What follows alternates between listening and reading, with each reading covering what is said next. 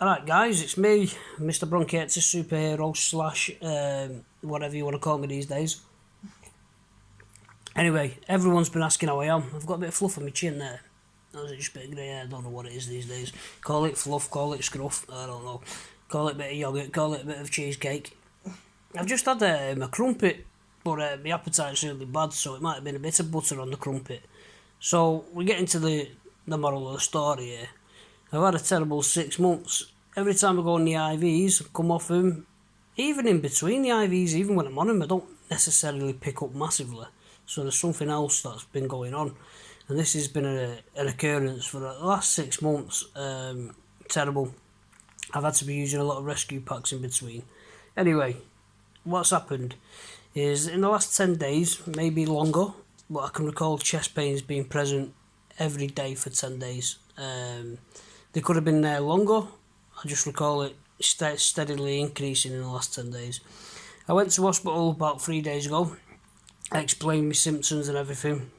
The doctor told me it was muscular pain. The same thing that they told me in 2010. So I just let that settle in, went home. 3 days later I was feeling terrible. I started bringing out some mucky stuff. My phlegm was like a dirty green, and I had this nasal drip. And my nose is not known for being runny. To be honest, I've never really suffered with a runny nose, and it was just constantly like a tap.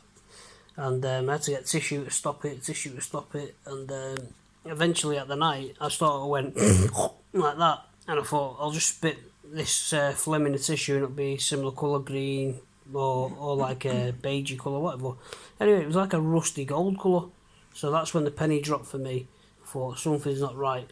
So before that happened, obviously I went to hospital with the chest pains, and I had some blood tests done.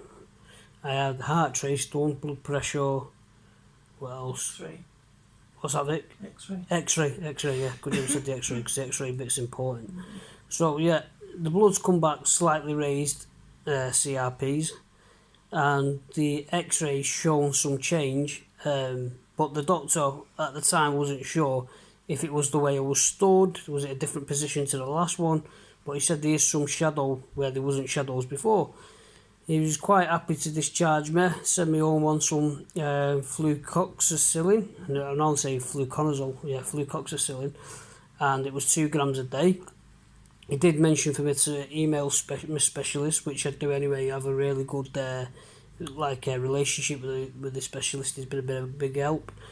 So emailed him at the night. I got out of the hospital about 2 a.m, emailed him, and by 7:30 this morning I got a returned email back from him asking me to explain my chest pains and things like that, what's been going on. So I explained to him it's in both ribs. It's at the sides, the front and the back. It's taking up my whole ribs kind of thing. It's definitely not muscular pain. I can see how you can confuse it with muscular pain, but it's not. It's present sometimes all day without doing anything like exertion or anything like that. It sometimes gets worse when I talk, sometimes when I cough, laugh. Sometimes I just get these bad twinges out of nowhere. So he said in his first email, he's had a look at this the X-ray. He said it's not very good quality. So I returned the email to him what I've just said. So within about 2 hours later, he asked me, have I got a number he can ring me on? So I don't know what they've done in the meanwhile. I don't know if they've got someone from the computer side of things to get the pixels high resolution or whatever and see what's going on. And he phoned me back and he told me I've got a left lower side pneumonia, and it's the start of the pneumonia. So now I have to increase the medicines from 2 grams to 4 grams a day. If it gets worse, I have to go straight back to the hospital, no messing around. And that will probably sum up my hospital visit and the way things are going now.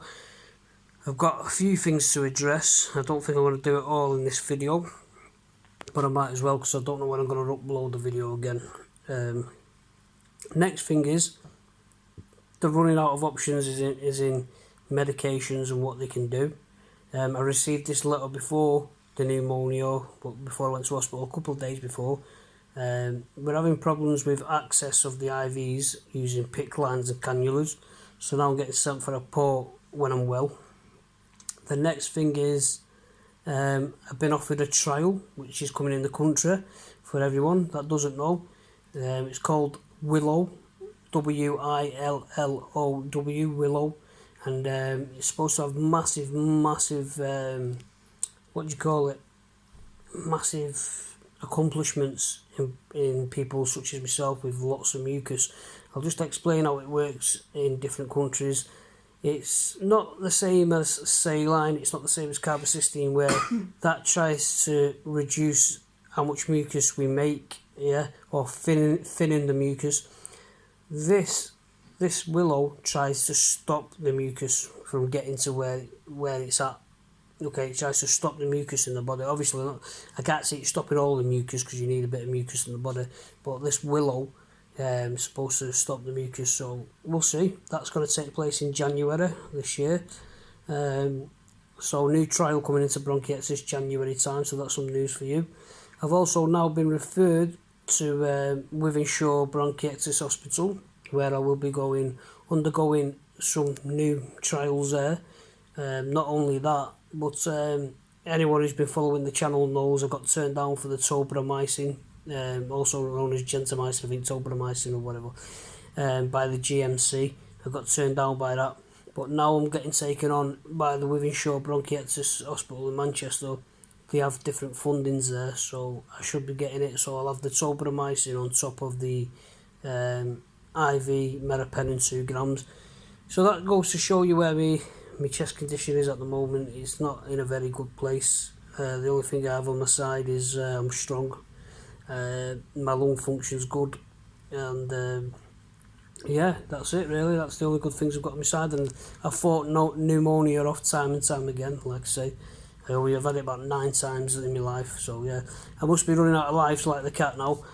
But who says the cat had 9 lives? It might have 29 lives. But yeah, that's where we're at.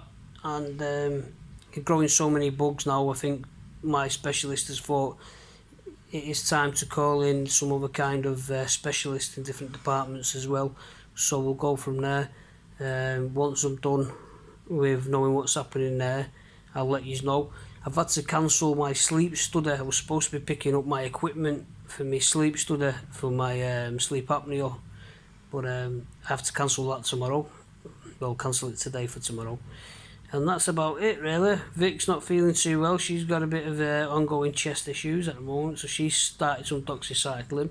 For everyone who's asking about my mum, she's flaring up as well. It seems like the month of September, it's just that when the summer's dying off and then the winter's coming in, and we've had some strange weather. We had that nice boiling hot few days, like, you know, summer heat wave at the end of September, midway through, followed by the freezing cold weather.